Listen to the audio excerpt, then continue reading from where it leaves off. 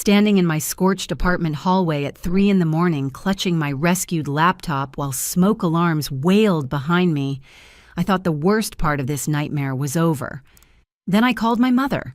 After 5 years of sending her over $200,000 to keep our family afloat, after sacrificing my own dreams to pay their bills, she looked me straight in the eye when I arrived, seeking shelter, and said the words that shattered everything I believed about unconditional love. The piercing shriek of my fire detector ripped me from sleep at exactly 2:47 in the morning. I bolted upright in my Boston apartment, instantly smelling the acrid smoke seeping under my bedroom door. The hallway glowed orange through the gap beneath the frame, and I knew I had seconds to escape. I grabbed my laptop from the nightstand, snatched my phone from its charger, and crawled toward the window in my pajamas.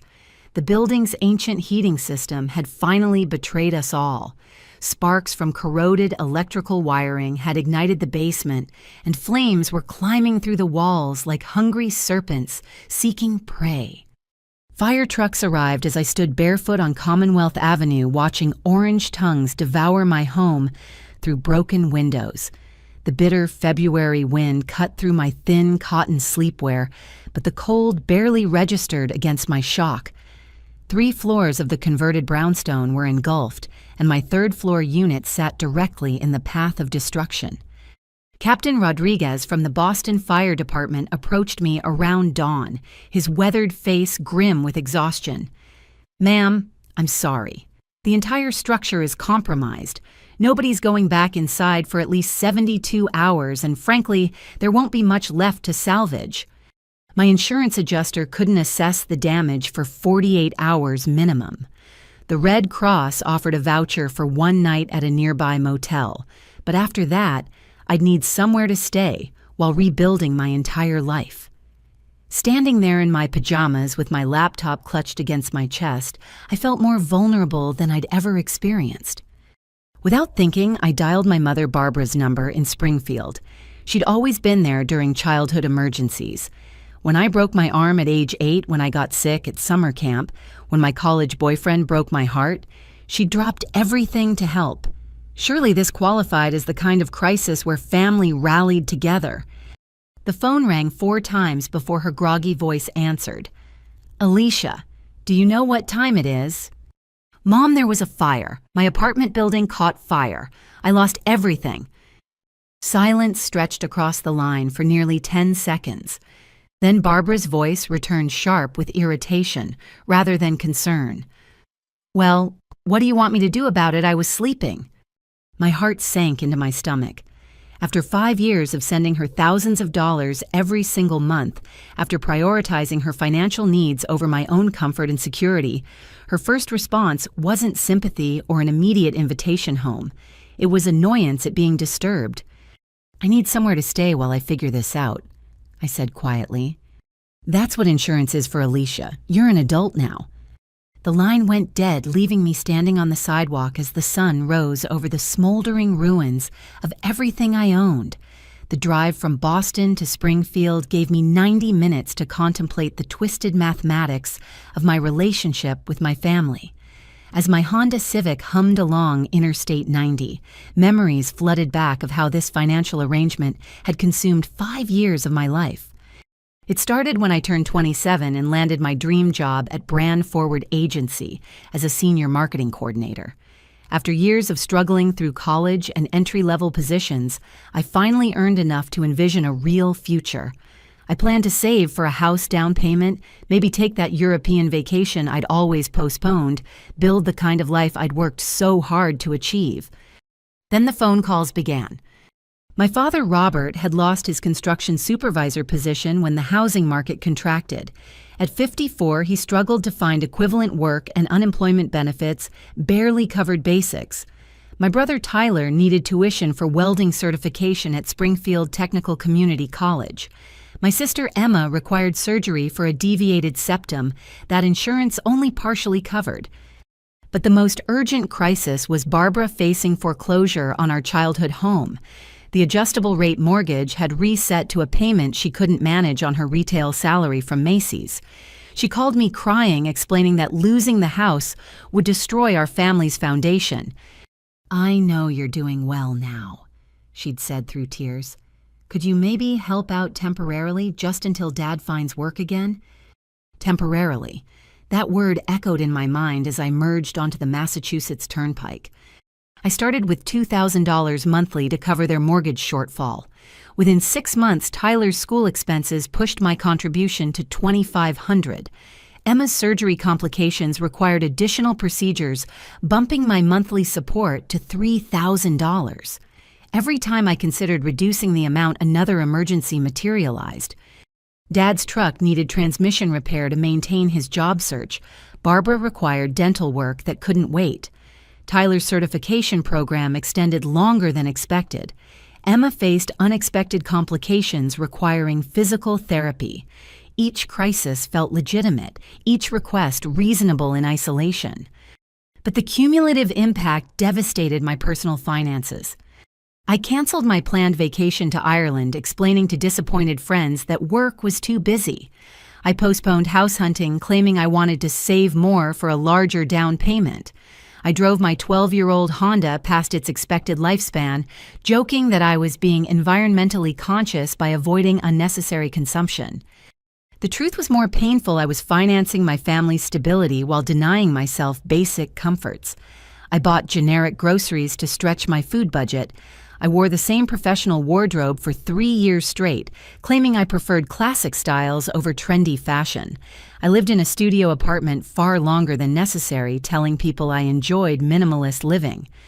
Meanwhile, my family's lifestyle improved dramatically.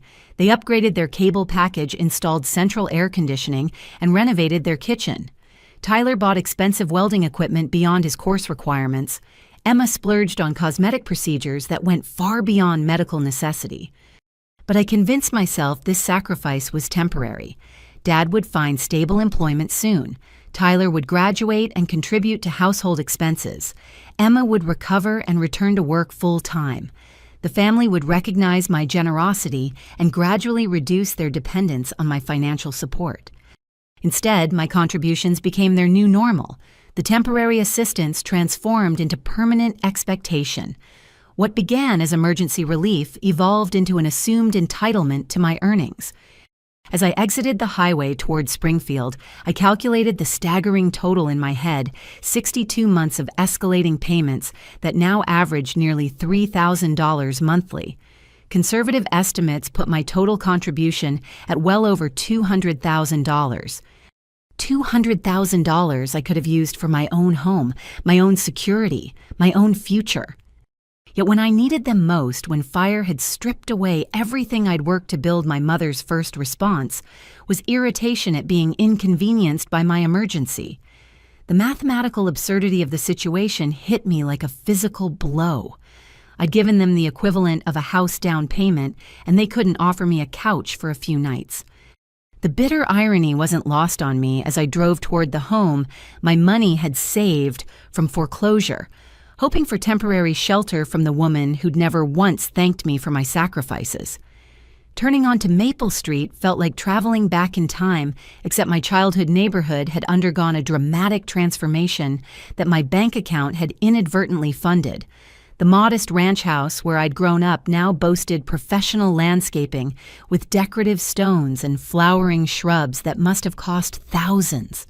Fresh forest green shutters framed sparkling clean windows, and the driveway had been resurfaced with smooth asphalt that gleamed in the afternoon sunlight.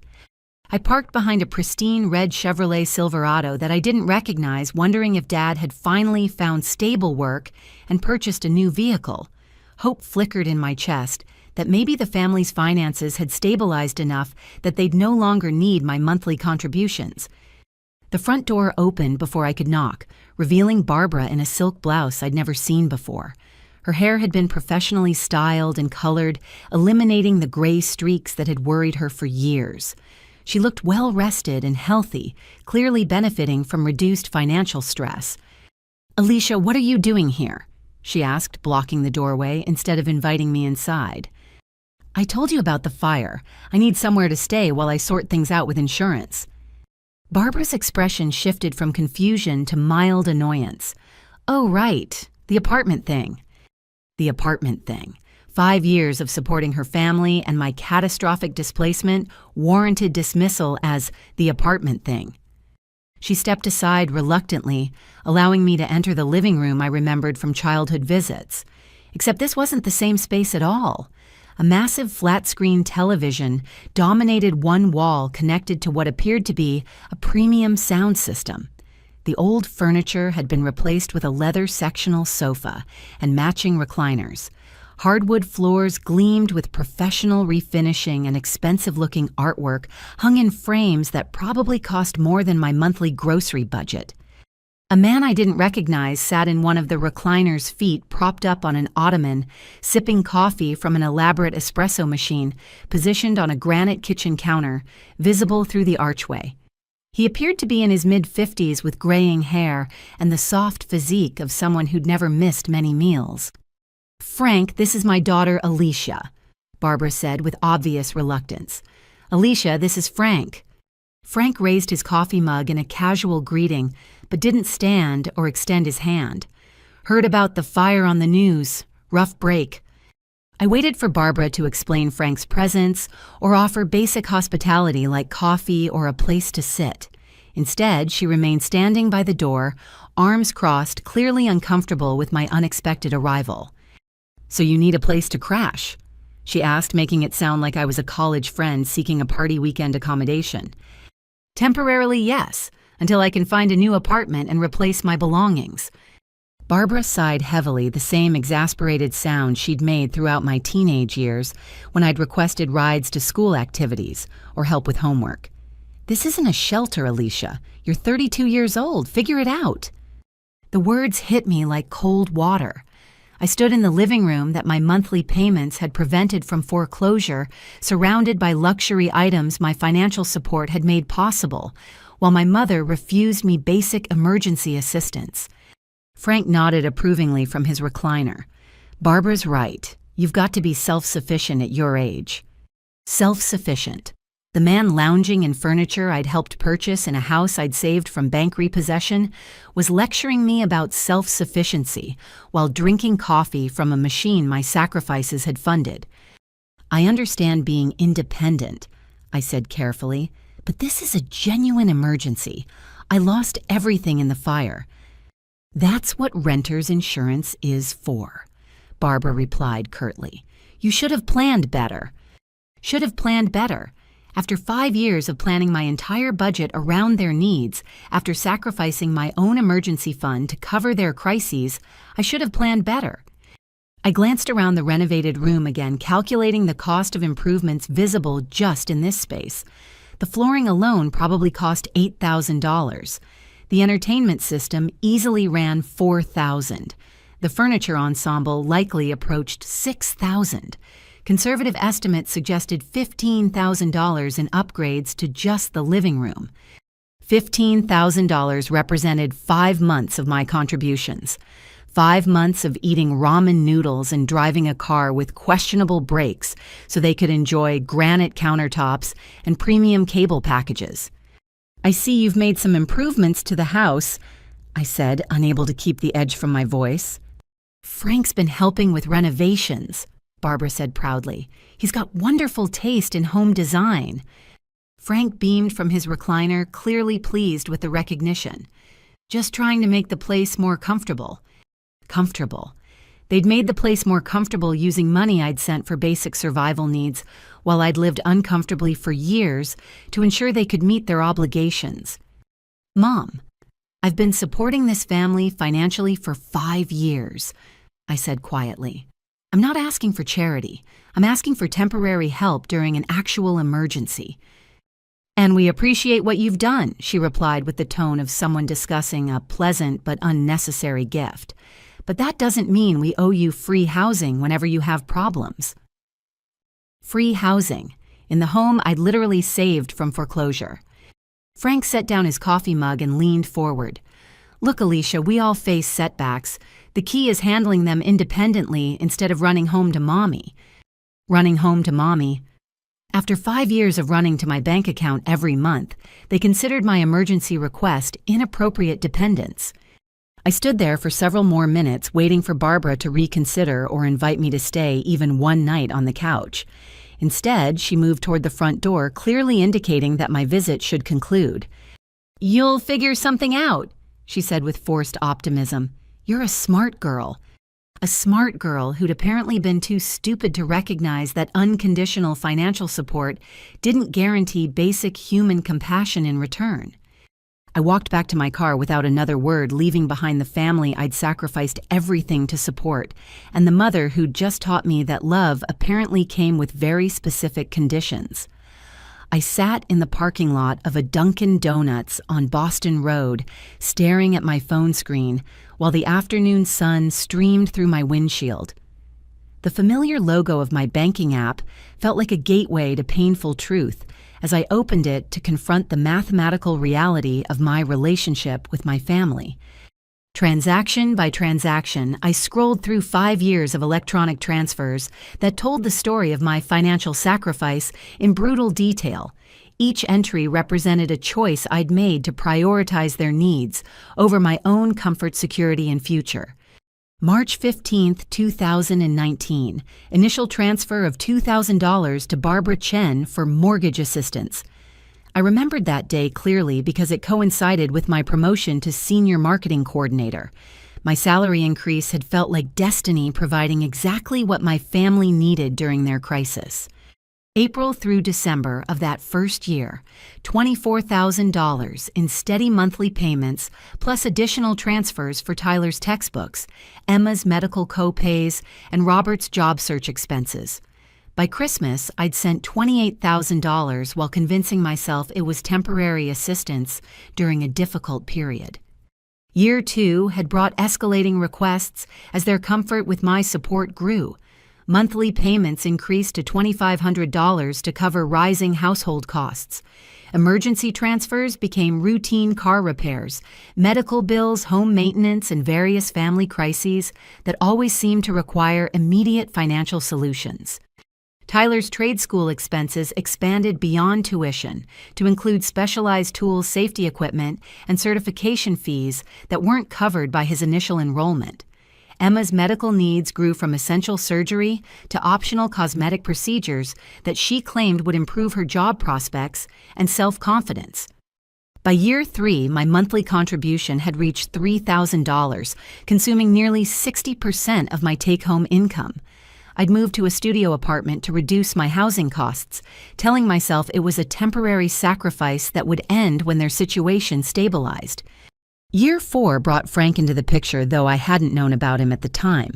The family's requests for increased support coincided with his arrival, but Barbara had explained the higher expenses as necessary, home maintenance and rising costs of living. I'd never questioned why their needs had suddenly expanded by another $500 monthly. Now calculating the total in the parking lot of a donut shop while homeless and exhausted, the numbers formed a devastating equation. Over 62 months, I'd transferred approximately $3,400 monthly on average, accounting for gradual increases and periodic emergency payments. $214,000. The figure stared back at me from my phone screen like an accusation. $214,000 that could have purchased a house, funded my retirement account, or provided genuine financial security for my own future. Instead, it had purchased me exactly nothing. Not gratitude, not consideration during my own crisis, not even basic human decency when I'd needed temporary shelter. I opened a note-taking app and began documenting the specifics, driven by some compulsion to understand exactly how thoroughly I'd been exploited. Mortgage payments that had prevented foreclosure, $68,000. Tyler's education and equipment, $31,000. Emma's medical procedures and cosmetic enhancements, $22,000. Robert's job search support and vehicle maintenance, $18,000.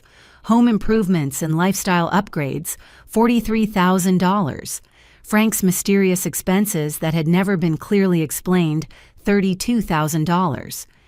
The itemization made it worse somehow. I could have purchased a decent house with those mortgage payments. I could have funded my own graduate education instead of Tyler's trade certification. I could have invested in my appearance and health instead of Emma's optional procedures. I could have maintained my own vehicle properly instead of enabling Robert's transportation needs.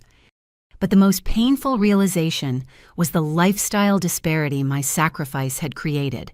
While I'd lived on generic groceries, worn the same professional wardrobe for years, and driven an increasingly unreliable car, my family had enjoyed steady improvement in their quality of life.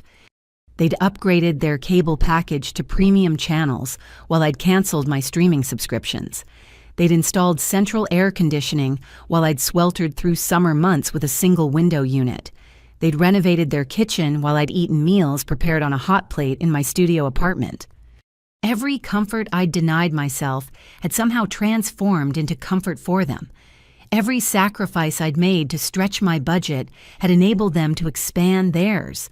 Every dollar I'd saved by living beneath my means had been transferred to support them living above theirs.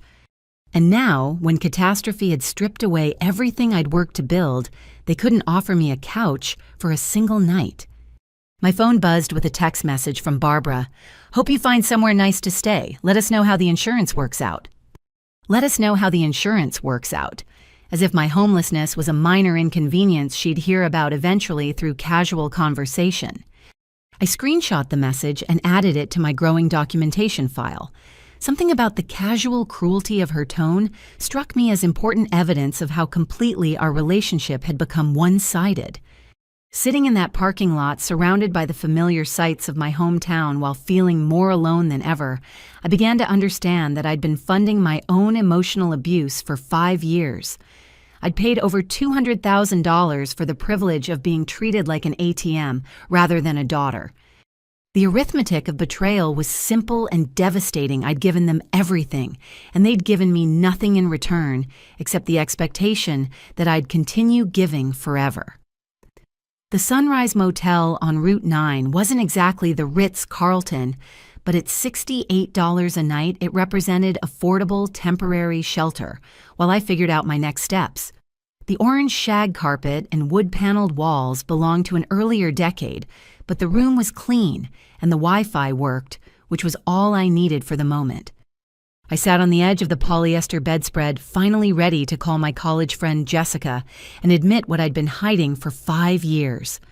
Jessica and I had maintained our friendship since graduation from UMass Amherst, but I'd gradually declined most social invitations, claiming work obligations or budget constraints that prevented me from joining group activities.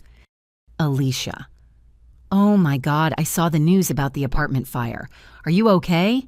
Where are you staying?"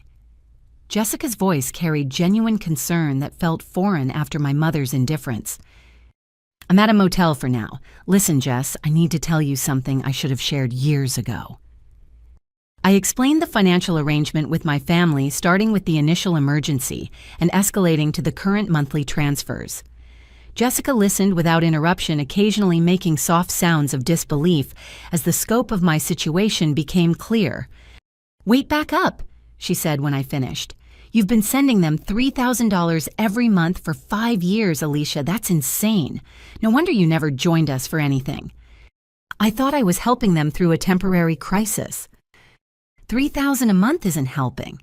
That's like adopting 3 additional adults, and they kicked you out when you needed help.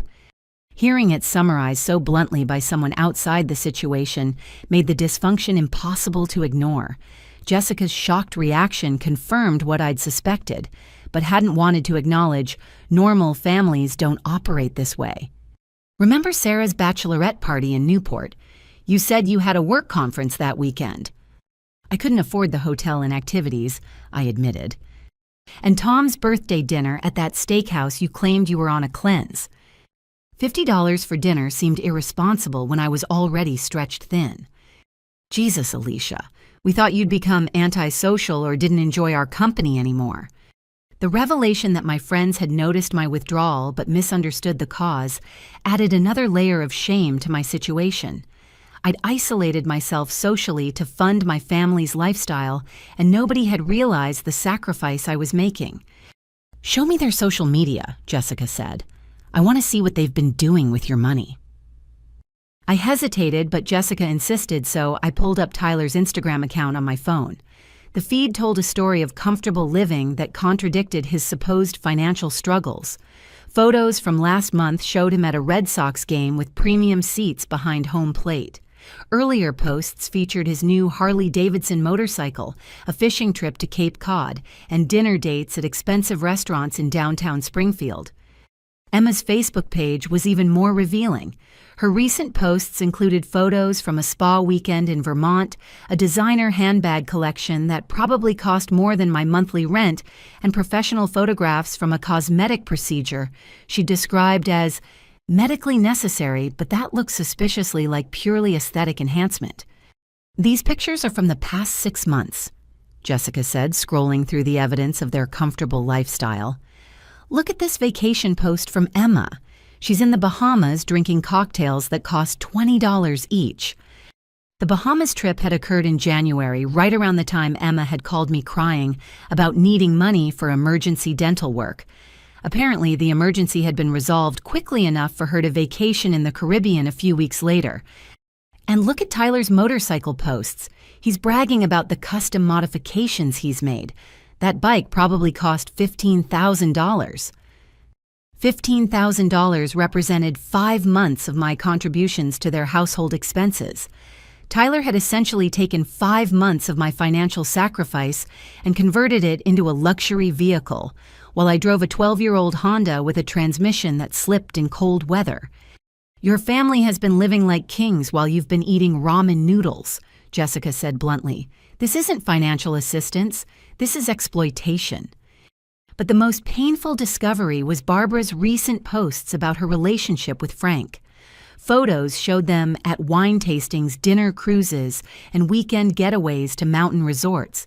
The captions included loving references to Frank's generosity and thoughtfulness, painting him as a devoted partner who provided romantic experiences and financial stability.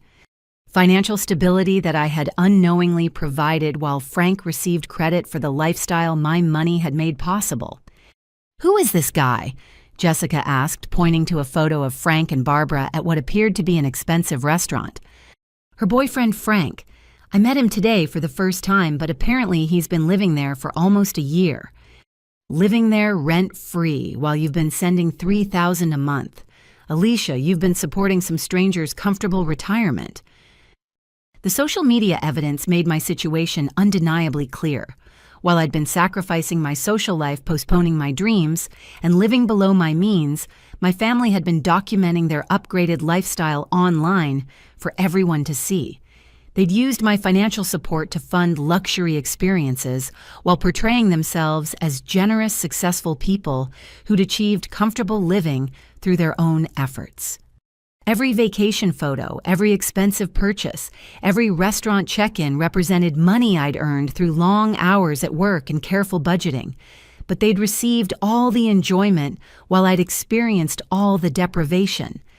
"I feel like such an idiot," I said, staring at photos of Emma's spa treatments, while remembering how I'd been cutting my own hair to save money for their household expenses. "You're not an idiot. You're a generous person who got taken advantage of by people who should have protected you instead of exploiting you." Jessica's anger on my behalf felt validating in a way I hadn't expected. For 5 years, I doubted my own feelings about the unfairness of the situation, telling myself that family sacrifice was normal and that I was being selfish to want anything for myself. But seeing their comfortable lifestyle documented online while I sat in a motel room after being denied emergency shelter made the exploitation impossible to rationalize anymore. I'd been funding their happiness while denying my own, and they'd been perfectly content to let that arrangement continue indefinitely.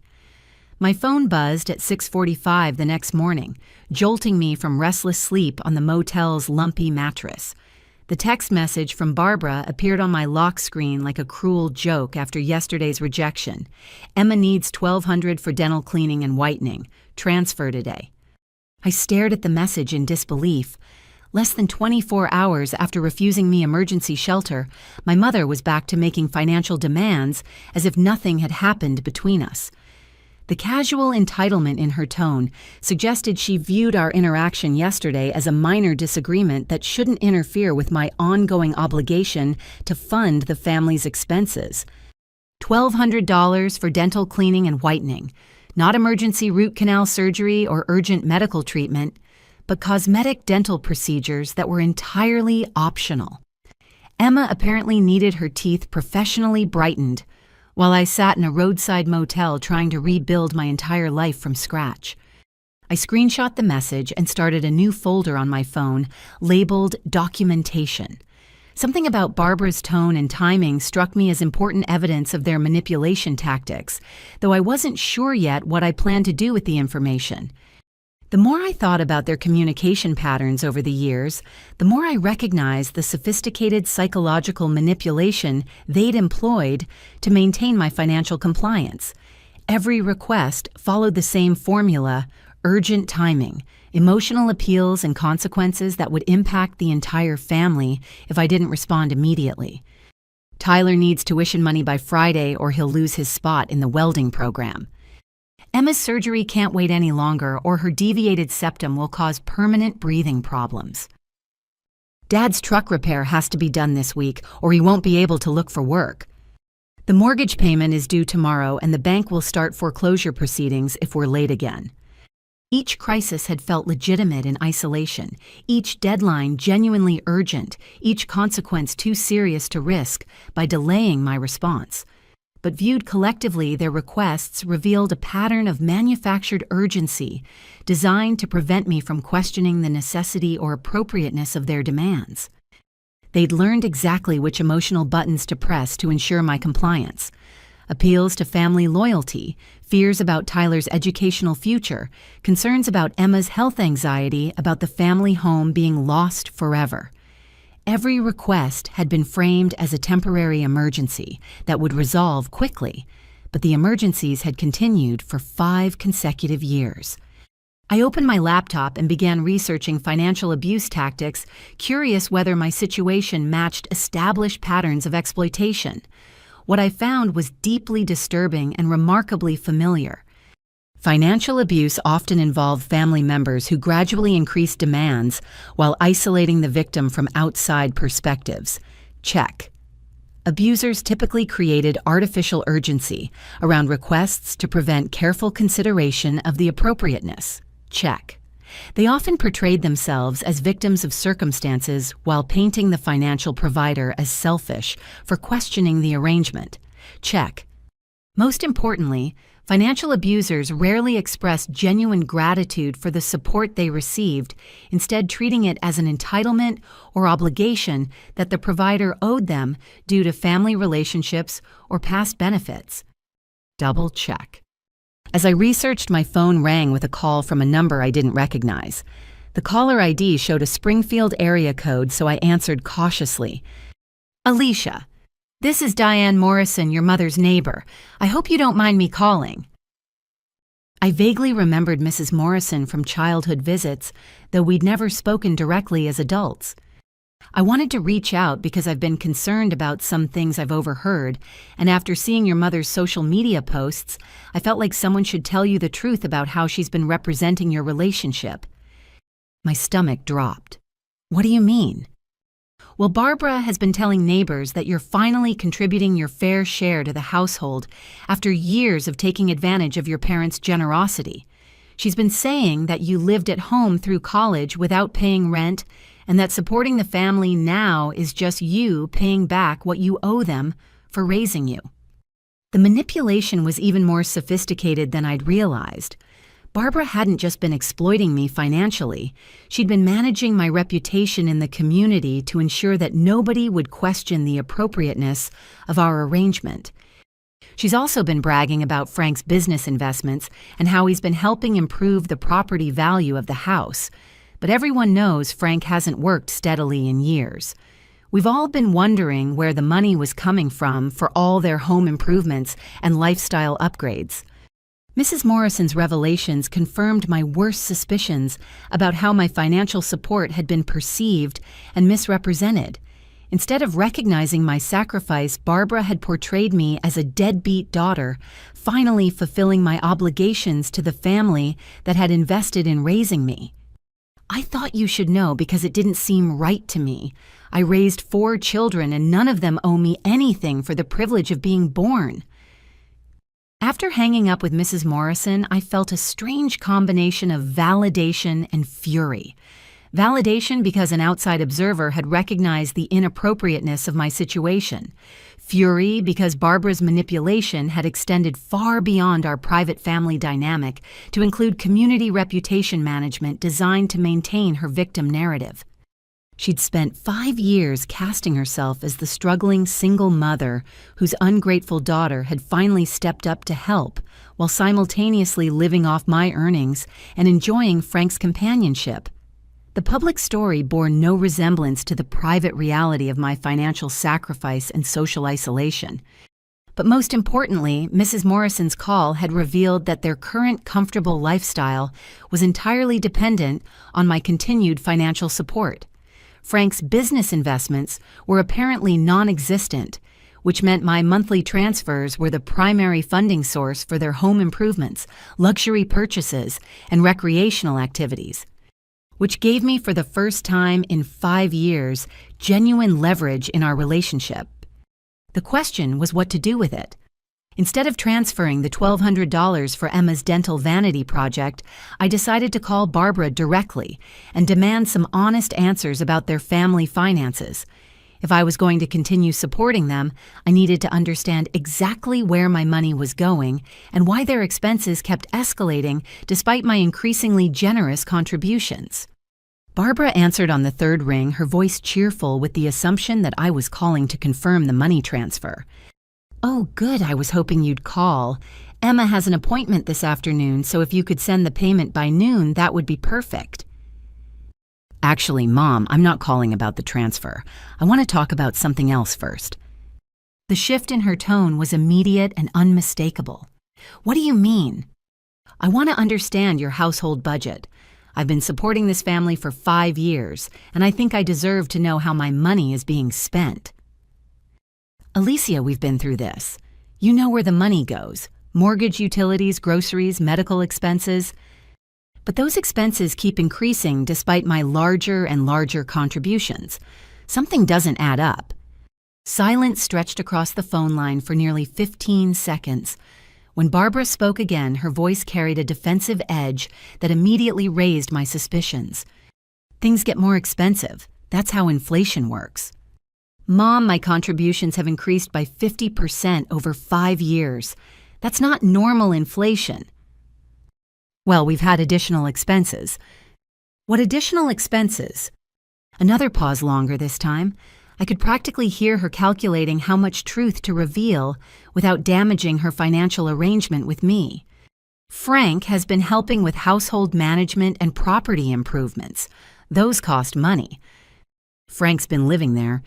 He's been staying here sometimes to help with projects around the house. Sometimes." Mrs. Morrison had suggested Frank had been there for almost a year, but Barbara was still trying to minimize his presence and impact on their expenses. "How long has Frank been staying there?" "It's not really your business who I spend time with, Alicia." "It becomes my business when I'm paying the bills for whoever's living in that house." The defensiveness in Barbara's voice escalated quickly. "Frank contributes to the household. He's not some freeloader." "How does he contribute?" "He helps with improvements and investments that increase the property value." Investments. That was a new word in our conversations about their finances. For 5 years, every request had been framed as essential survival expenses, but now Barbara was admitting to investments funded by my contributions. "What kind of investments?" "Business opportunities that will generate income eventually." "What business opportunities?" "Look, Alicia, Frank has experience in landscaping and property development. He's been advising us about ways to increase our long-term financial stability." Property development. Frank, the unemployed boyfriend, had somehow transformed into a financial advisor, guiding my family's investment strategy using my monthly transfers as seed capital. Mom, I need you to be completely honest with me. How much of my monthly payments have been going to Frank's business ventures? That's not how it works. The money goes into our general household account. And then some of it goes to Frank for his business projects. Frank is part of our household now. His success benefits everyone. Part of our household. Barbara had essentially admitted that I'd been unknowingly supporting Frank's living expenses and business schemes for months, while she'd presented all requests as essential family survival needs. How long has Frank been part of your household? About 10 months. 10 months. I quickly calculated the timeline and realized that my monthly contribution increases had coincided almost exactly with Frank's arrival. What Barbara had described as rising household costs had actually been Frank's integration into their financial structure. So when you asked me to increase my monthly payments to cover higher expenses, you were actually asking me to support Frank. I was asking you to help support our family's financial stability. Frank isn't family. He is to me. The admission hung in the air between us like a challenge. Barbara had been prioritizing her boyfriend's comfort and business ambitions over her daughter's financial well-being, using my earnings to fund a man I'd never met while I'd been living like a graduate student to stretch my budget around their needs. What happened to his landscaping business? There were some setbacks with previous ventures, but he's learned from those experiences. Setbacks. That was an interesting euphemism for whatever had ended Frank's previous employment and left him available to become a full-time dependent in my mother's household. Mom, I've been homeless for less than 24 hours, and instead of offering me help, you're asking for more money to pay for Frank's dental cosmetics and business investments. Emma's dental work isn't cosmetic, it's preventative care. $1,200 for cleaning and whitening was definitely cosmetic. But Barbara's automatic deflection revealed how thoroughly she'd learned to rationalize every expense as essential rather than optional. I think we need to have a serious conversation about boundaries and realistic expectations for this financial arrangement. What do you mean? I can't continue sending $3,000 a month indefinitely, especially when I don't know how the money is being spent. The silence that followed felt different from her previous pauses. This time I could sense genuine alarm behind her hesitation. Alicia, this family has been counting on your support. You can't just abandon us because you're having temporary problems. Abandon them. After 5 years of sacrificing my own security to ensure theirs, questioning the sustainability of unlimited financial support was characterized as abandonment.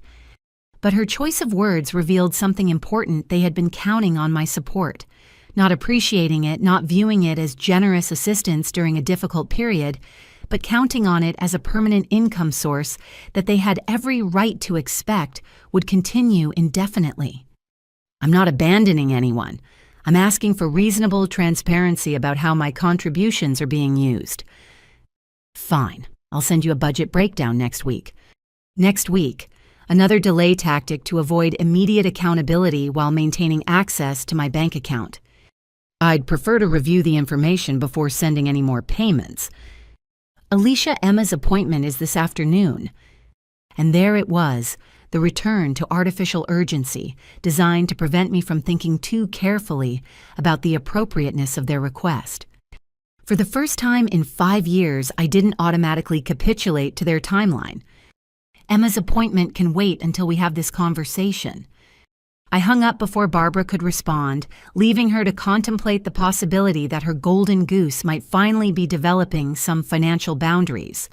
The Springfield Public Library offered free internet access and a quiet place to conduct research that would probably disturb other motel guests if I did it from my room. I settled into a corner computer terminal with my laptop and spent the morning investigating Frank's background and business history. What I discovered was far worse than I'd imagined.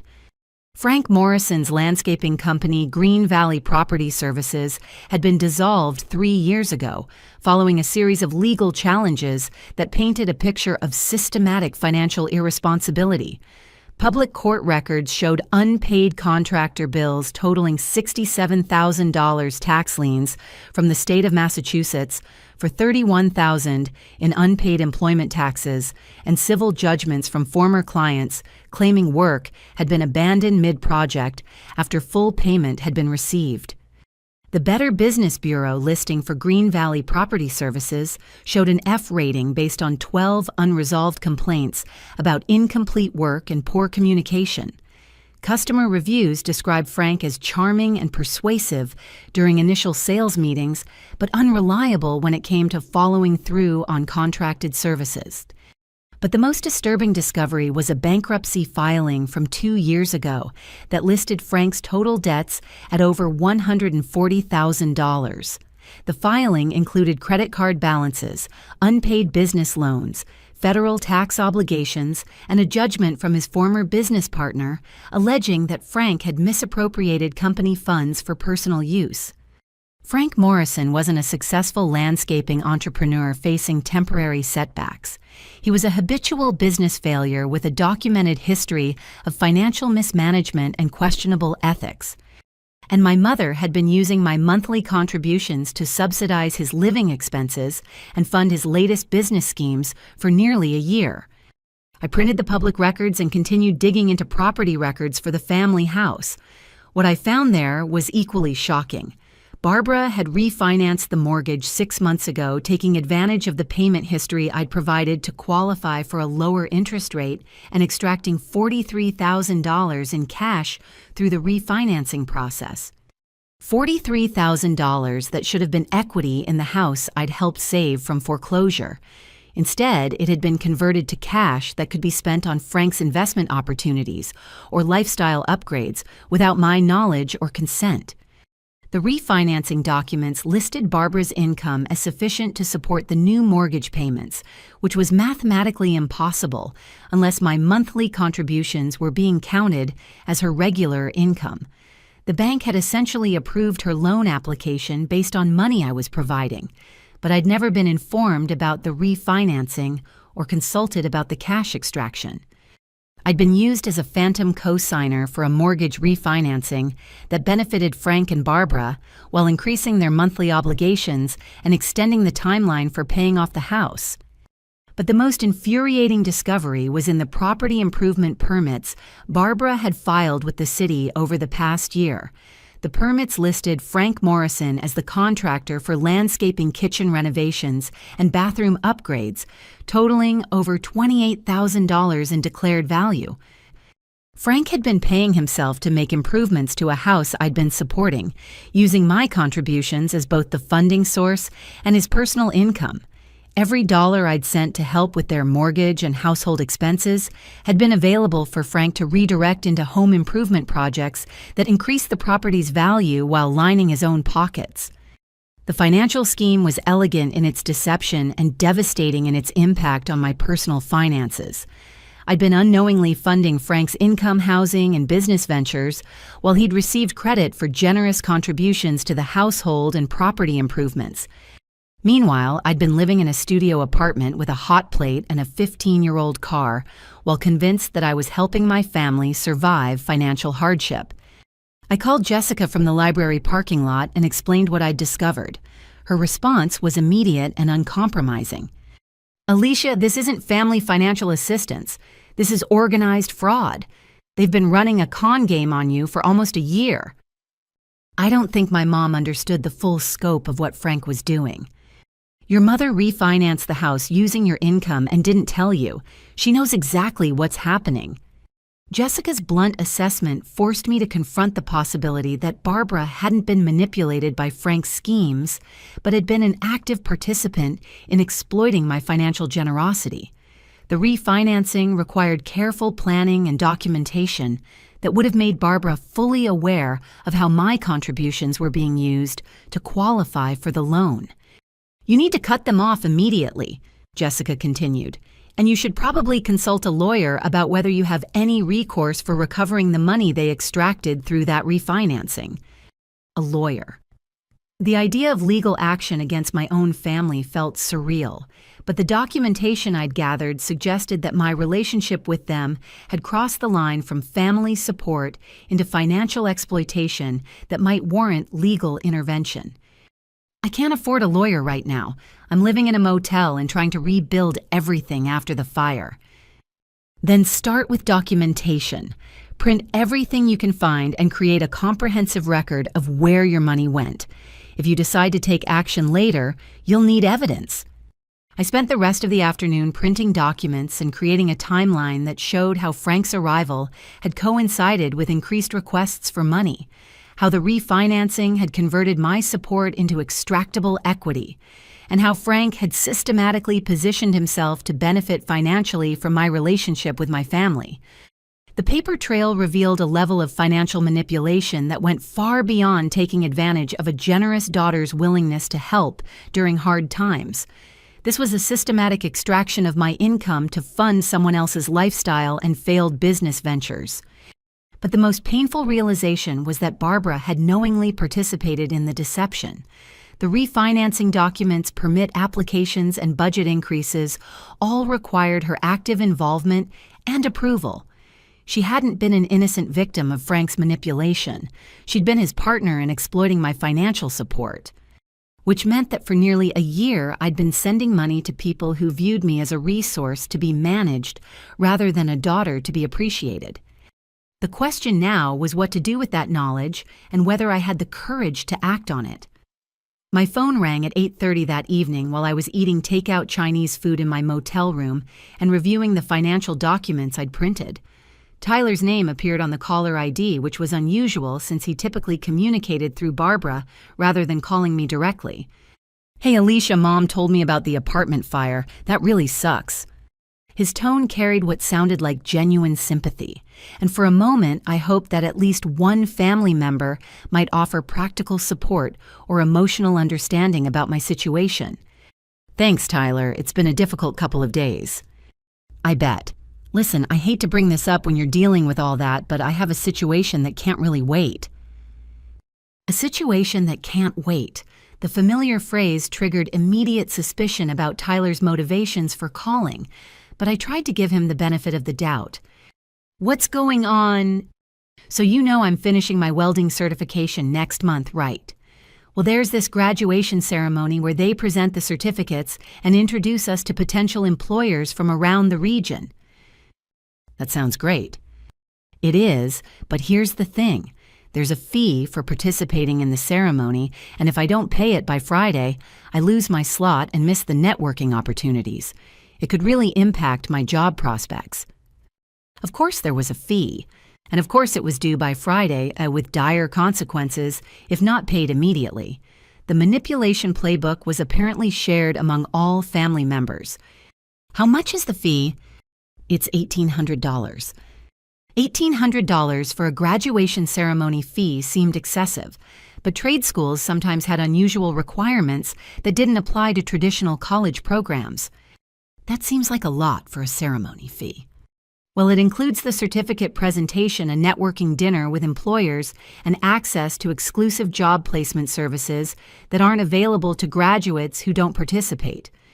"Did you know about this fee when you enrolled?" A pause that lasted just long enough to suggest Tyler hadn't expected that question. "It was mentioned in some of the paperwork, but I thought I'd be able to cover it with savings by the time it came up." "What happened to your savings?" "Well, you know, living expenses have been higher than expected, and I had some unexpected costs with my bike maintenance." Bike maintenance. Tyler's expensive motorcycle required maintenance that had apparently consumed the money he should have been saving for graduation ceremony fees. "Tyler, I've been supporting the household for 5 years. Where has that money been going if not toward covering your educational expenses?" "I don't know, Alicia. I don't handle the household budget. I just know that this ceremony fee is something I need to cover myself, and I'm short right now." The deflection was smooth but unconvincing. Tyler claimed ignorance about household finances while simultaneously calling me for money because family resources weren't available to cover his personal expenses. "Have you talked to Mom about using household funds for this?" She said the household budget is tight right now and suggested I ask you directly since it's related to my education. Barbara had apparently trained Tyler to bypass family financial discussions and appeal directly to me for anything above basic survival expenses. The graduation ceremony fee was being framed as my personal responsibility rather than a family educational investment. "Tyler, I'm homeless right now. My insurance only covers a fraction of what I lost in the fire. This might not be the best time to ask me for $1,800. I get that you're stressed, but this deadline isn't flexible. If I miss this ceremony, it could affect my whole career trajectory." The guilt trip was expertly applied. Tyler's entire professional future hung in the balance, and my temporary housing problems were being minimized as manageable stress rather than a genuine crisis requiring family support. Before I could respond, I heard another voice in the background, and Tyler's tone changed slightly. "Actually, Emma wants to talk to you about something too. Alicia." Emma's voice came through the phone with the slightly breathless quality she used when excited about something. "I'm so sorry about your apartment. That must be really scary." It was terrifying. I can't even imagine. But listen, since I have you on the phone, I wanted to ask about something time-sensitive. Time-sensitive.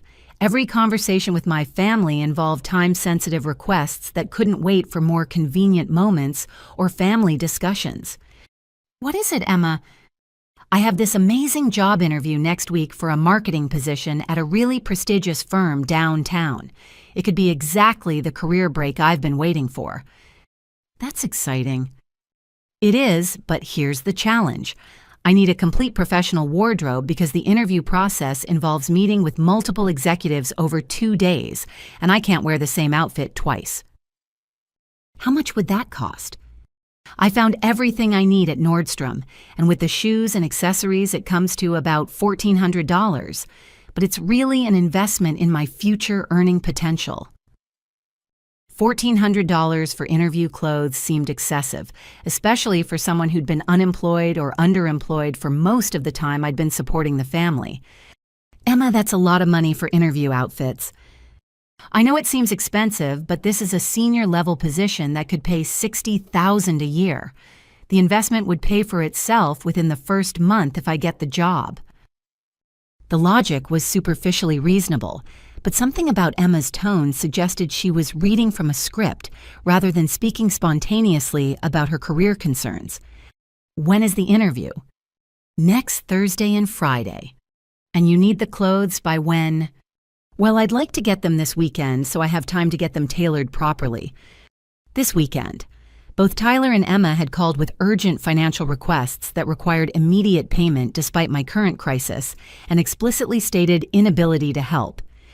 "Let me understand this correctly," I said slowly. "I told you both that I'm homeless and dealing with insurance problems, and you're asking me to send you over $3,000 for graduation fees and interview clothes." "It's not like we're asking for vacation money," Tyler said defensively. "These are investments in our futures. And your futures are more important than my current emergency situation." "That's not what we're saying," Emma replied.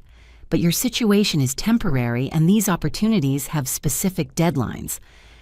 Temporary. My homelessness was temporary and therefore less important than their wardrobe and ceremony needs. "Have either of you offered to help me with anything? A place to stay, help moving my belongings, assistance, dealing with insurance?" Silence stretched across the phone line for several seconds. "We would if we could," Tyler finally said, "but we don't really have resources to help with that kind of thing." "You don't have resources to help, but you expect me to have resources to fund your expenses." "That's different," Emma said. "You have a good job and savings." "I had savings. Now I have nothing except what insurance will cover, and that's not going to be enough." "Look, Alicia," Tyler said, his tone becoming more demanding. "We understand you're stressed, but we've all got our own challenges. These aren't luxury requests. These are necessities for our career advancement. And my housing isn't a necessity. You'll figure out the housing thing, Emma said dismissively. You always do. But if Tyler misses this ceremony or I blow this interview because I don't have proper clothes, those opportunities won't come around again. The casual dismissal of my crisis, while demanding immediate financial support for their optional expenses, revealed how thoroughly my family had learned to prioritize their wants over my needs. I'm not sending any money right now, I said firmly. Are you serious? Tyler's voice rose with anger. You're going to sabotage our futures because you're having temporary problems. I'm not sabotaging anything. I'm dealing with an actual emergency. This is really selfish, Alicia, Emma added. We're family. We're supposed to support each other. After 5 years of one-way financial support and being denied emergency shelter, Emma was lecturing me about mutual family support. I hung up without another word, leaving them to contemplate the possibility that their personal ATM might finally be developing some boundaries. The insurance adjuster arrived at my destroyed apartment building Tuesday morning with a clipboard and an expression that suggested I wasn't going to like what he had to tell me. Robert Chen from Northeastern Mutual Insurance spent 45 minutes documenting the damage while I stood in the hallway breathing through a surgical mask to filter the lingering smoke particles. Ms. Thompson, I've completed my preliminary assessment, and I need to explain some limitations in your coverage that will affect your settlement. My heart sank as he opened his folder and pulled out a document with highlighted sections that looked ominous. Your renter's policy includes a standard electrical fire exclusion clause for buildings constructed before 1970. This building dates to 1958, which means the electrical fire coverage is significantly reduced. What does that mean in practical terms? Instead of the $25,000 in personal property coverage, you thought you had the applicable coverage for this type of loss is $12,000. $12,000. I'd been counting on full coverage to help me rebuild my life, purchase new furniture, replace my clothes, and cover temporary housing costs while I searched for a new apartment. $12,000 would barely cover basic necessities, leaving me financially devastated for months. Is there any way to appeal that determination? The exclusion is clearly stated in your policy documents. I'm sorry, but electrical fires in older buildings carry higher risk, which is why the coverage is limited. Robert's professional sympathy felt hollow as he explained that I'd been paying premiums for years without understanding that my actual coverage was less than half what I'd believed I had. The good news is that your additional living expense coverage will help with temporary housing costs up to $4,000 over 6 months. $4,000 over 6 months worked out to about $650 monthly for housing assistance, which might cover a basic motel room but wouldn't help with security deposits, utility connections, or furniture replacement for a permanent residence. After Robert left, I sat in my car calculating the devastating math of rebuilding my life on $12,000. Basic furniture for a one-bedroom apartment would cost at least $8,000. A security deposit and first month's rent would consume another $3,000.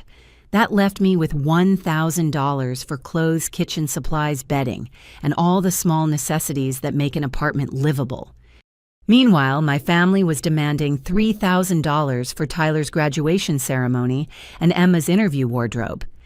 I called Barbara to explain the insurance setback, hoping that news of my genuine financial crisis might generate some sympathy or reconsideration of their recent requests. Mom, I got the insurance assessment today and it's not good news. Oh no, what happened? The coverage is only $12,000 instead of $25,000 because of an exclusion clause for electrical fires in old buildings. Silence on the other end for several seconds. Well, that's disappointing, but at least you'll get something. Mom, $12,000 won't cover rebuilding my life. I'll need months to recover financially. I'm sure you'll figure something out. You're resourceful. The casual dismissal of my crisis felt like a physical blow.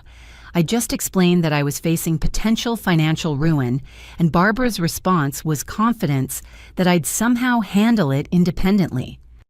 This means I can't help with Tyler's ceremony fee or Emma's interview clothes right now. Alicia, they're counting on that money. Tyler's deadline is Friday and Emma's interview is next week. I understand, but I literally don't have the money.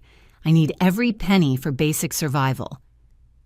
You could take out a loan or use credit cards temporarily. A loan? Barbara was suggesting I go into debt to continue funding my family's optional expenses while I struggled to afford basic necessities after losing everything in a fire. Mom, I'm not taking out loans to pay for graduation ceremonies and designer interview outfits while I'm homeless. You're being dramatic. You're staying in a motel, not living on the street. Dramatic. My genuine financial crisis was being minimized as dramatic overreaction, while their voluntary expenses were treated as urgent necessities. I'm hanging up now. Alicia, wait. Maybe we could work out some kind of payment plan. A payment plan for Tyler's ceremony fee. Barbara was treating my family relationships like a commercial transaction with flexible payment terms, rather than recognizing that I needed support during an actual emergency. There's no payment plan. I can't afford to help anyone right now.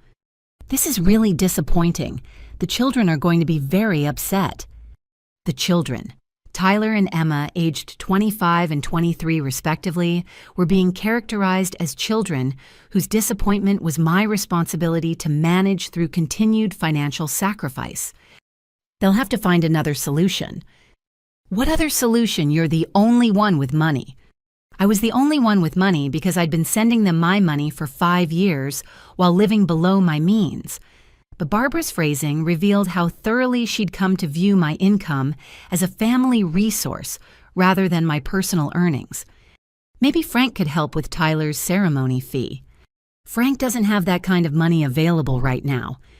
Of course, Frank didn't have money available. Frank's business ventures had been funded by my contributions, and without my continued payments, his investment capital had apparently evaporated. Then maybe you could use some of the money from the refinancing. The line went quiet for nearly 15 seconds.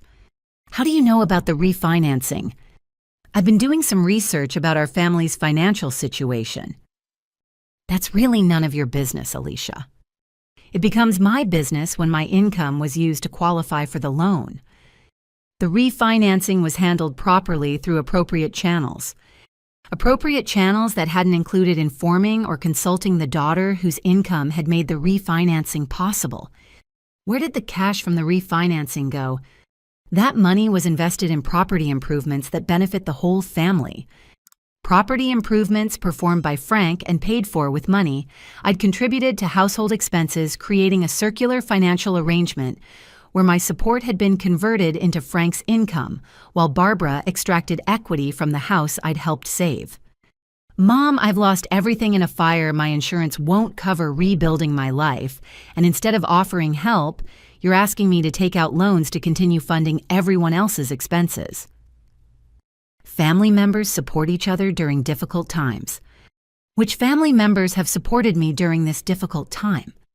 Silence. I need to go. Alicia, think carefully about what you're doing. This family has been counting on your help. Counting on my help. Not appreciating it, not grateful for it, but counting on it as a permanent entitlement that I couldn't withdraw without being accused of abandoning my responsibilities. Maybe it's time for this family to stop counting on me and start supporting themselves.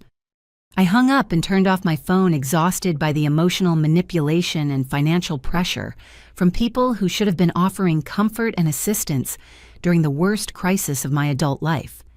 Instead, they were treating my catastrophic loss as a minor inconvenience that shouldn't interfere with their continued access to my bank account.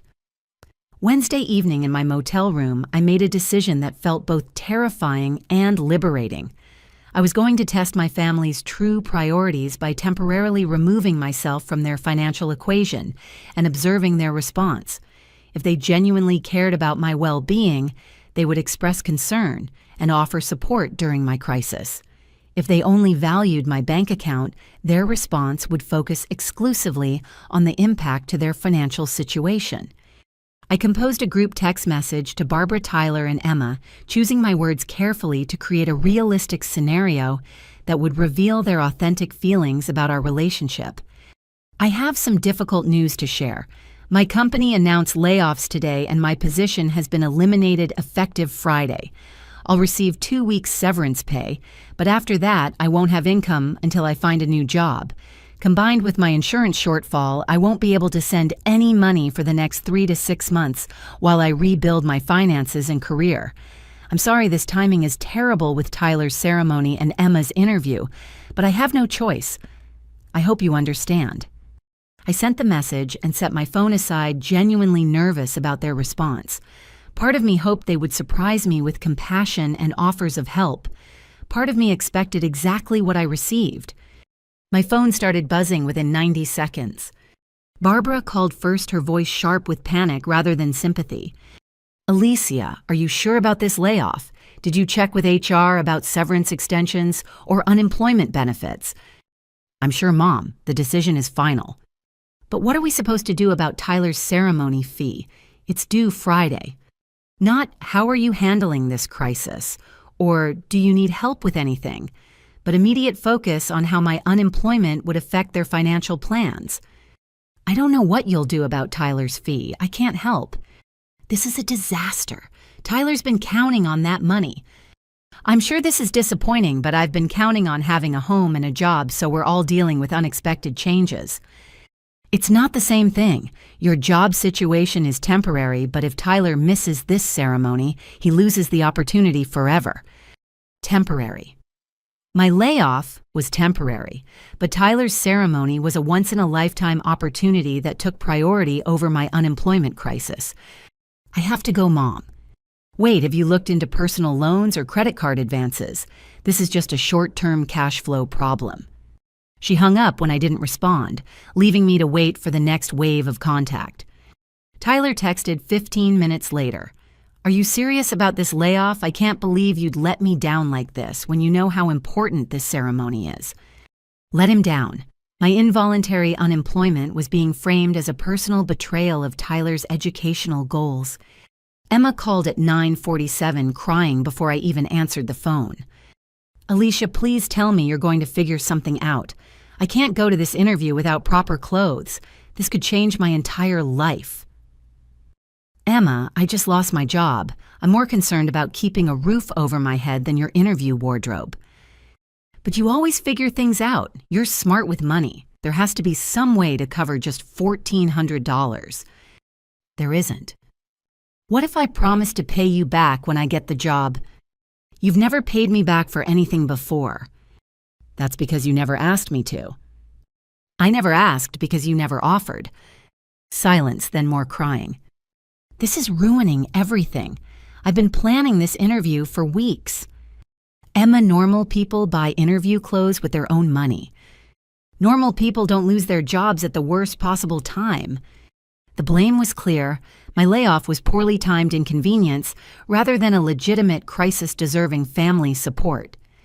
The most revealing response came from Frank, who somehow had access to Barbara's phone and felt entitled to contact me directly about my family's financial situation. Alicia, this is Frank. Barbara told me about your work situation. I understand these things happen, but I wanted to suggest some creative solutions for maintaining your family support during this transition period. Creative solutions. Frank the tax evader was offering financial advice about maintaining support for his comfortable lifestyle despite my unemployment. What kind of solutions? Well, you could consider a home equity loan against your family home since you've been contributing to those mortgage payments. Or there are short-term lending options with reasonable interest rates for people with good credit. Frank was suggesting I mortgage my family's house or take out high-interest loans to continue funding his living expenses while I was unemployed and homeless. Frank, I don't own any part of the family home and I can't take out loans while unemployed. There are ways around employment verification if you work with the right lenders. Frank was suggesting fraudulent loan applications to maintain my financial support for their household. I'm not committing fraud to pay for Tyler's graduation ceremony. It's not fraud if the situation is temporary. You'll be employed again soon. The casual suggestion of illegal financial activity to preserve my family's comfortable lifestyle revealed Frank's true character and his influence on Barbara's financial decisions. But the most important revelation was that in over 2 hours of phone calls, text messages, and voicemails, not one family member had expressed concern about my well-being, offered practical assistance, or acknowledged that I might need support during this crisis. Every contact focused exclusively on how my unemployment would affect their financial plans and what I could do to minimize the impact on their comfort and goals. Tyler never asked how I was handling the stress of losing my job. Emma never offered help with my housing situation. Barbara never expressed sympathy for my compounded difficulties. Frank never suggested that maybe his business ventures could wait until my situation stabilized. Their response had revealed the truth about our relationship. I was valued as a financial resource, not as a person deserving care and support during difficult times. Which meant my decision about how to proceed had just become much easier. I let my family stew in uncertainty about my fabricated layoff for 24 hours before their collective panic reached a fever pitch that revealed the true depths of their entitlement and selfishness. The messages that flooded my phone Thursday evening were unlike anything I'd experienced in 5 years of supporting them, and they stripped away any remaining illusions about their feelings toward me as a person rather than a funding source. Barbara's voicemail at 6:15 was the first indication that their desperation had transformed into ugly aggression. Alicia, I've been thinking about this supposed layoff and something doesn't add up. I called your company's main number and asked about recent personnel changes, and they wouldn't confirm anything. I think you're lying about losing your job to get out of your family responsibilities. If that's true, this is the most selfish thing you've ever done. Call me back immediately. She'd called my workplace to verify my employment status. Barbara had become so panicked about losing access to my income that she'd violated basic boundaries by contacting my employer without permission to investigate whether my crisis was legitimate. Tyler's text message at 7:32 escalated the accusations further. Mom thinks you're lying about the layoff to avoid paying for my ceremony. If that's true, you're sabotaging my entire career because you don't want to spend money on family. That's really messed up, Alicia. They'd constructed a conspiracy theory where my unemployment was a fabricated excuse to avoid family expenses, rather than a genuine crisis requiring their support and understanding. Emma's voicemail at 8:45 was tearful but vindictive. I can't believe you'd make up a story about losing your job just to get out of helping with my interview clothes. Do you know how important this opportunity is? You're being incredibly selfish and manipulative. This is going to ruin my chances at a real career. But the most revealing message came from Frank at 9:15, speaking with the authority of someone who'd apparently appointed himself family spokesman. Alicia, this is Frank. Barbara's very upset about your sudden employment problems, especially since they're so conveniently timed with family financial needs. I think we need to have an honest conversation about responsibility and commitment. I've been doing some research about your options for maintaining family support, even if you are experiencing temporary income disruption. There are definitely solutions available if you're willing to prioritize family over personal convenience. Frank was positioning himself as the reasonable adult addressing my selfish refusal to prioritize family needs over personal convenience, treating my homelessness and unemployment as minor inconveniences that shouldn't interfere with his comfortable lifestyle. I also think you should know that your family's financial stability depends on the support you've been providing. If you suddenly withdraw that support without adequate notice or alternative arrangements, you could cause serious hardship for people who've been counting on your contributions. Frank was threatening me with guilt about causing hardship to people who'd been counting on my money while offering no concern about the hardship I was experiencing. The most manipulative message arrived at 10:03 from Tyler, clearly coordinated with the others to maximize emotional pressure. Alicia, I need you to understand what you're doing to our family.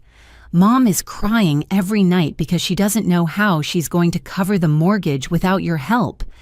Dad is talking about taking manual labor jobs that could hurt his back permanently.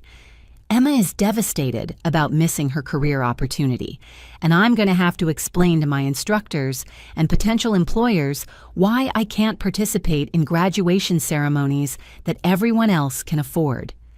The message was designed to make me feel responsible for every family member's distress, while painting my inability to continue unlimited financial support as the cause of their various problems. If you really lost your job, we understand that's difficult, but family members find ways to help each other during tough times instead of just cutting everyone off. There have to be options you haven't considered if you actually want to maintain your relationships with the people who love you. The conditional phrasing was particularly cruel. They loved me if I maintained financial support, but apparently that love was contingent on my continued payments rather than based on genuine care about my well-being. The final message arrived at 11:27 from Barbara, and its tone was unlike anything she'd ever directed toward me. Alicia, I've spent the day thinking about your attitude and behavior over the past week, and I'm ashamed of the person you've become. When we needed help, you were there, and we appreciated that. But the minute you face some temporary problems, you abandon your family and refuse to make sacrifices for the people who raised you and supported you through college. Barbara was rewriting history to suggest that my family had supported me through college, when in fact I'd worked multiple jobs and taken out student loans to pay for my education, while they contributed nothing to my expenses. You're acting like a spoiled child who thinks the world owes her something instead of recognizing that adult responsibilities include helping family members during their times of need. Tyler's graduation ceremony isn't optional luxury spending. It's an investment in his future that could affect his earning potential for decades. Emma's interview clothes aren't vanity purchases. They're professional necessities that could determine whether she escapes minimum wage employment. Every family expense was reframed as essential investment, while my actual crisis was characterized as temporary inconvenience that shouldn't affect my obligations to them. If you've really decided to prioritize yourself over your family, then I guess we know what kind of person you actually are. But don't expect us to welcome you back when your problems are solved and you want to be part of this family again. The ultimate threat: emotional exile if I didn't resume financial support immediately. We'll remember how you treated us when we needed you most. As I read through the collection of messages, voicemails, and text threads they'd sent, over 48 hours, the pattern was unmistakable. Not once had anyone expressed genuine concern about my well-being. Not once had anyone offered practical assistance or emotional support. Not once had anyone acknowledged that losing my job and my home simultaneously might require family rallying to help me rather than demanding that I continue helping them. Instead, they'd accused me of lying, threatened me with emotional exile, and demanded that I prioritize their optional expenses over my basic survival needs. Their venomous response to my fabricated crisis had revealed their true feelings more clearly than years of polite conversation ever could have. I was done enabling their exploitation. Friday morning, I sat in the motel business center with my laptop and composed the most important email of my adult life.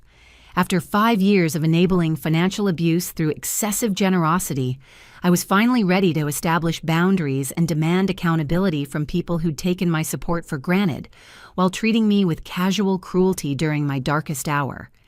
The email needed to be comprehensive, factual, and unambiguous. I wanted to document the extent of my financial sacrifice, expose the manipulation tactics they'd used to maintain my compliance, and make clear that their behavior during my crisis had permanently altered our relationship. Subject ending: financial support, documentation, and explanation. Dear family, I'm writing to inform you that I will no longer provide financial support to any family member effective immediately. This decision is final and non-negotiable, and I want to explain the reasoning behind it so there can be no confusion about my motivations or expectations going forward. First, I need to correct some misinformation that has been circulating about my contributions to this family's finances over the past 5 years. I've sent detailed records to extended family members so they can understand the actual scope of my support, rather than the misleading narrative that has been shared with them. Between April 2019 and March 2024, I transferred exactly $214,650 to support family expenses. This money covered mortgage payments that prevented foreclosure, educational expenses, medical bills, vehicle repairs, home improvements, and various personal expenses for family members. During the same period, I lived in a studio apartment, drove a 15-year-old car, wore the same professional wardrobe for 3 years, canceled vacation plans, postponed home ownership, and declined social activities to stretch my budget around family financial obligations. I learned this week that approximately 1/3 of my contributions over the past year have been used to support Barbara's boyfriend, Frank Morrison, who has been living in the family home while contributing nothing to household expenses.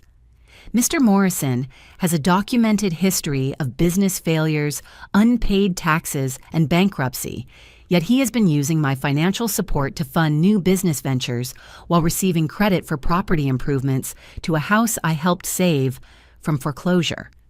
I also discovered that Barbara refinanced the family home 6 months ago and extracted $43,000 in cash equity, using my payment history to qualify for the loan without informing me or seeking my consent.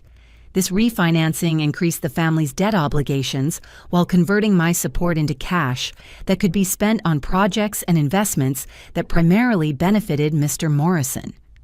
When my apartment building caught fire Sunday night and I lost everything I owned, I expected basic family support during this crisis. Instead, I was refused emergency shelter and told, "This isn't a shelter," by the woman whose mortgage I'd been paying for 3 years. I was then asked to continue sending money for optional family expenses while I was homeless and dealing with inadequate insurance coverage.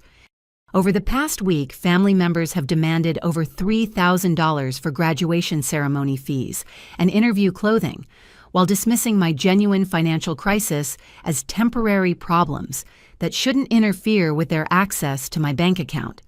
When I explained that I couldn't afford to help while rebuilding my life after the fire, I was accused of being selfish and abandoning my family responsibilities. The response to my fabricated layoff story revealed the true nature of our relationships. Not one family member expressed concern about my well-being or offered assistance during what they believed was a legitimate employment crisis.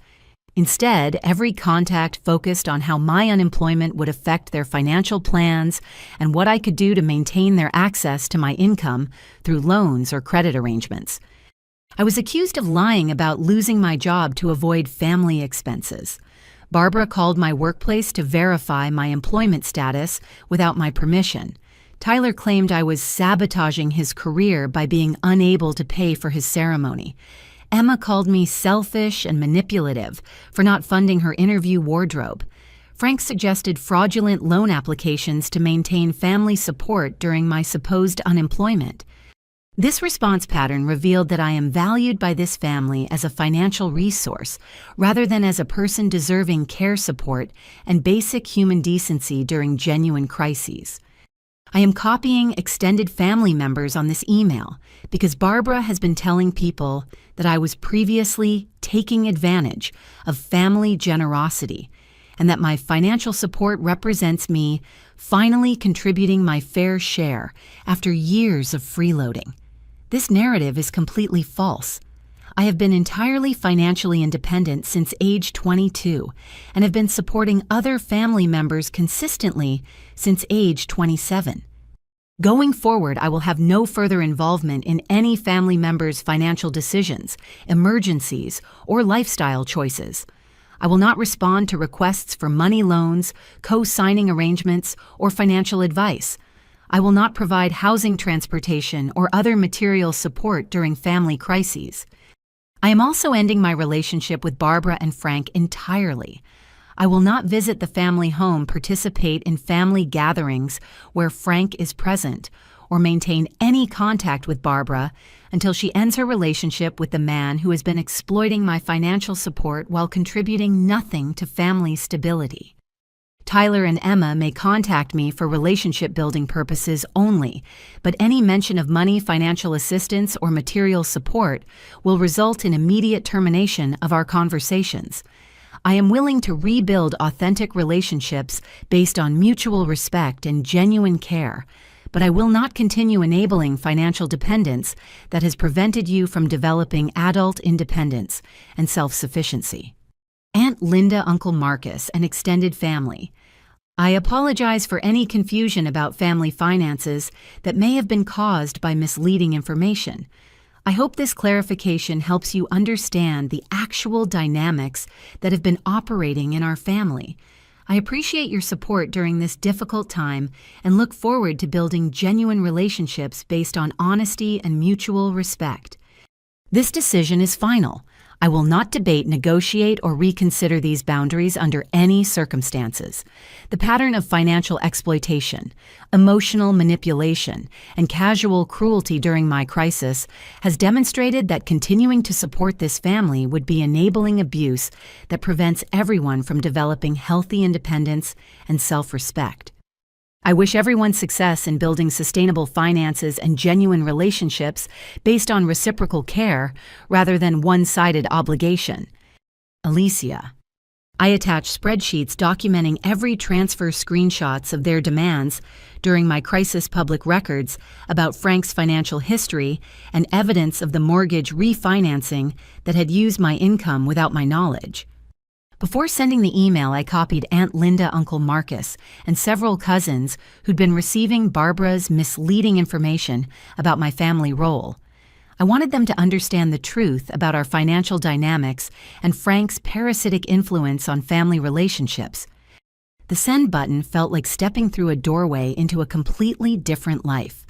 For 5 years, I'd been trapped in a cycle of financial obligation and emotional manipulation that had prevented me from building authentic relationships or genuine security. Now, I was finally free to discover what life looked like when I prioritized my own well-being and reserved my generosity for people who appreciated it, rather than demanding it as an entitlement. I woke at 7:15 Saturday morning to the distinctive buzz pattern of my phone, receiving multiple calls in rapid succession, 25 missed calls, 52 text messages, 14 voicemails, and 3 emails marked urgent. The financial support that had quietly sustained my family's comfortable lifestyle for 5 years had vanished overnight, and the resulting chaos was immediate and comprehensive. Barbara's first voicemail, recorded at 6:42 a.m., was barely coherent through her panic and rage. Alicia, what have you done? The mortgage payment bounced this morning. Tyler's ceremony fee was declined. Emma can't get her interview clothes. Frank's tax payment failed. Everyone is calling me asking questions about that email. Call me immediately. Tyler's text messages grew progressively more desperate and angry as his graduation ceremony deadline approached. 6:48 a.m. The ceremony fee payment failed. They're giving my slot to someone else. 7:03 a.m. This is destroying my career before it even starts. How could you do this to me? 7:16 a.m. Mom is crying and Dad looks like he might have a heart attack. Are you happy now? Emma's voicemails detailed the collapse of her carefully planned interview strategy. Alicia, my interview is Monday and I have nothing professional to wear. The Nordstrom payment was declined and now my credit card is maxed out. This job could have changed my entire life. You've ruined everything. But the most revealing responses came from extended family members who'd received my documentation email and were now calling Barbara demanding explanations about the financial arrangements I described. Aunt Linda left a voicemail that was simultaneously supportive of me and furious with Barbara. Honey, I just read your email and I'm horrified by how your mother has been treating you. I had no idea you'd been supporting them financially. Barbara has been telling everyone that she was struggling to help you get back on your feet. I'm so sorry we didn't know what was really happening. Uncle Marcus called twice once to offer me genuine support and once to express his anger about Barbara's deception. Alicia, if you need somewhere to stay while you rebuild after the fire, we have a guest room that's yours as long as you need it. I'm also calling to tell you that I'm disgusted by what I learned about Frank's role in this situation. Your aunt and I want to help you however we can. The offer of family support based on genuine care rather than financial obligation felt foreign after years of one-sided relationships with Barbara Tyler and Emma.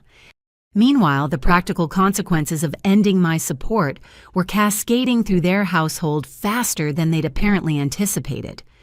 Frank's panicked text messages revealed how thoroughly his comfortable lifestyle had depended on my unknowing subsidies. Alicia, I think there's been a misunderstanding about my situation. I've been contributing to household expenses through property improvements and maintenance work. Maybe we could discuss a gradual transition that wouldn't disrupt everyone's stability so suddenly. Property improvements and maintenance work that had been funded by my contributions and performed on a house I'd helped save from foreclosure, generating income for Frank while increasing equity for Barbara. I understand you're upset about not being informed about certain financial arrangements, but cutting off all support without warning is causing serious hardship for people who were counting on your assistance. Serious hardship for people who'd been counting on my assistance while denying me basic help during my own crisis. But the most dramatic response came from Barbara herself, who called at 11:30 with a voice that alternated between rage and panic. Alicia, what you've done is evil, and pure evil. You've destroyed this family over a temporary disagreement about housing arrangements. Housing arrangements. My homelessness after a fire was being characterized as a minor disagreement rather than a genuine emergency that had revealed their true priorities. Tyler lost his graduation ceremony slot, and now potential employers will think he didn't complete his certification properly. Emma missed her interview because she couldn't afford appropriate clothes. Frank's business payments failed and he might lose important contracts. Every consequence was being attributed to my decision to stop enabling their financial dependence rather than their failure to plan for sustainable independence. And now the whole family knows private business that wasn't anyone else's concern. Linda and Marcus are lecturing me about family values and asking questions about Frank's background that are none of their business. Private business that had involved spending my money on Frank's failed ventures while portraying me as a previously irresponsible daughter who was finally contributing to family expenses. I hope you're satisfied with destroying everything we built together. Everything we built together.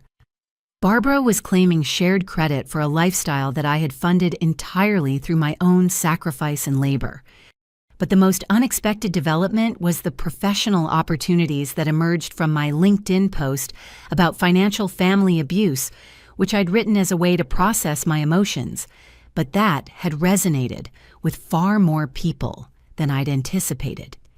3 different companies reached out with job opportunities after reading my post about establishing boundaries with manipulative family members. Apparently, my experience with financial exploitation had demonstrated qualities that employers valued: careful financial management, strong personal boundaries, and the courage to make difficult decisions when circumstances required change. TechFlow Solutions offered me a senior marketing position with 30% higher salary than my previous job. Innovate Boston invited me to interview for a director-level role that included stock options and a signing bonus. Creative Dynamics wanted to discuss a consulting arrangement that would provide flexibility while I rebuilt my personal life. The professional recognition felt validating in a way that my family's demands for financial support never had. These companies valued my skills, experience, and character rather than my bank account, and they were offering opportunities for growth rather than expectations for unlimited sacrifice. By evening, the contrast between my family's panicked demands and the genuine support from extended family and professional contacts was stark and illuminating. Barbara, Tyler, Emma, and Frank viewed me as a resource to be managed and maintained for their benefit.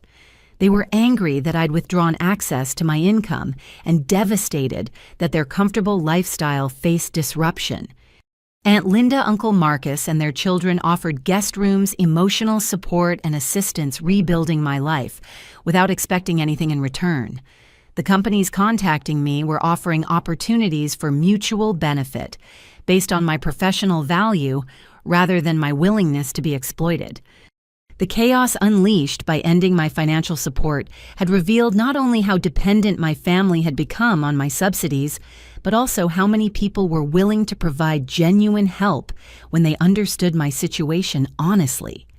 For the first time in 5 years, I was surrounded by relationships based on mutual respect rather than one-sided obligation.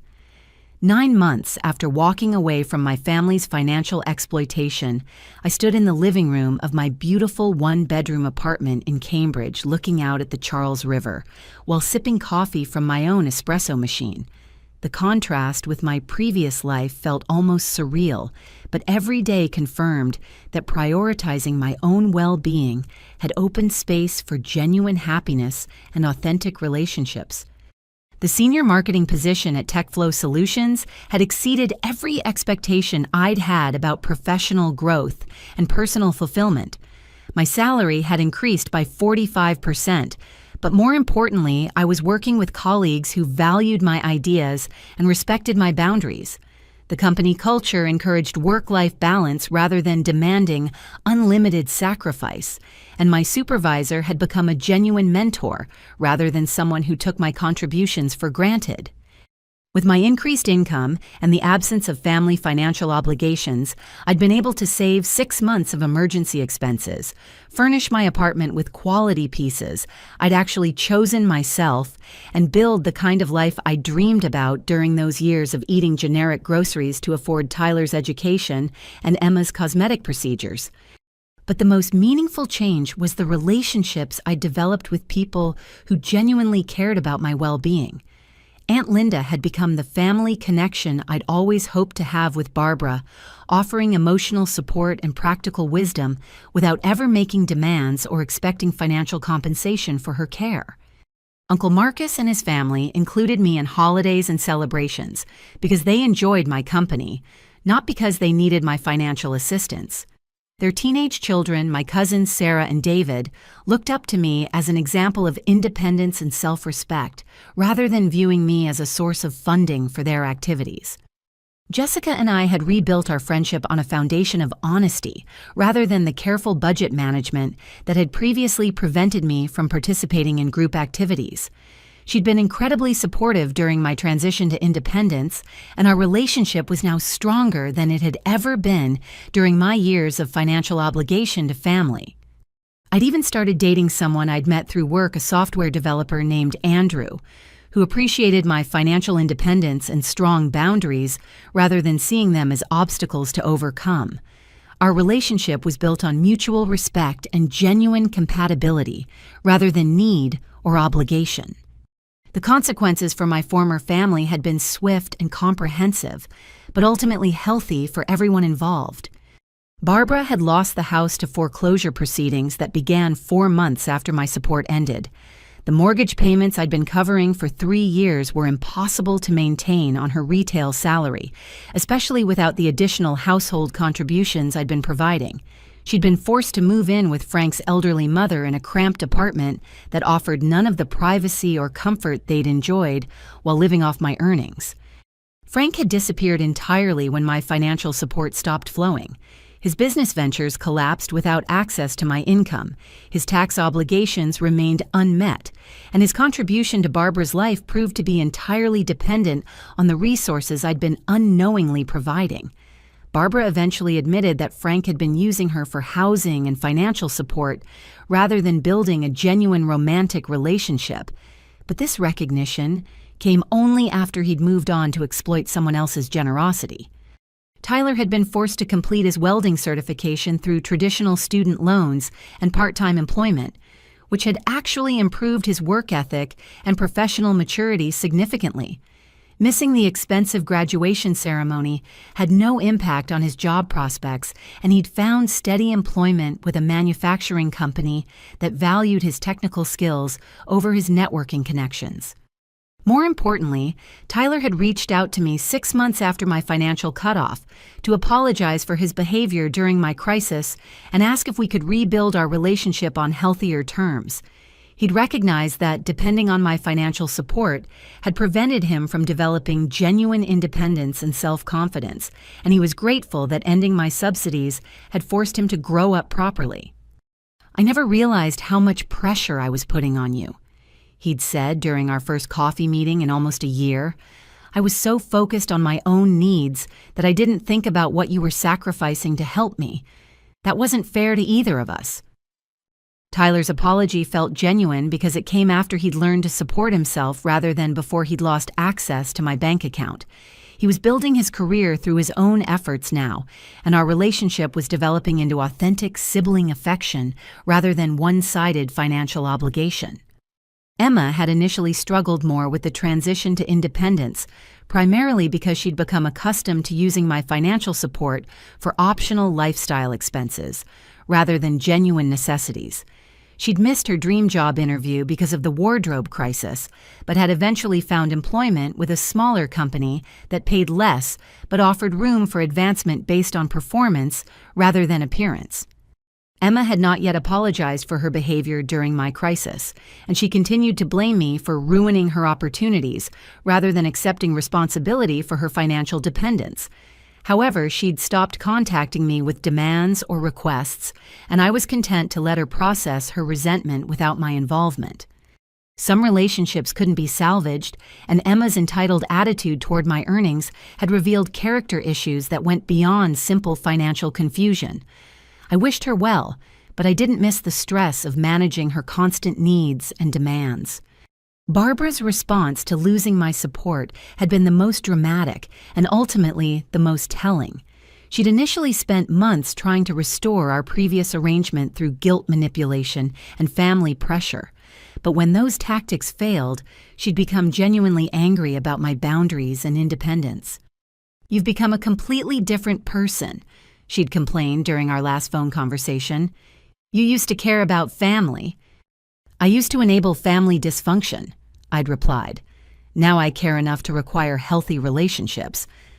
Barbara had refused my conditions for rebuilding our relationship, which included ending her involvement with exploitative men like Frank, attending family therapy to address her manipulation tactics, and acknowledging the inappropriateness of her financial demands during my crisis. "I don't need therapy," she'd said indignantly. "I need a daughter who understands family loyalty." Family loyalty, in Barbara's definition, meant unlimited financial support without reciprocal care or basic human decency during emergencies. Since I was no longer willing to provide that kind of one-sided relationship, she'd chosen to maintain her victim narrative rather than examine her own behavior. I'd made peace with the possibility that Barbara and I might never have a healthy relationship. Some people were too invested in their patterns of exploitation to change even when those patterns destroyed their relationships with people who genuinely loved them.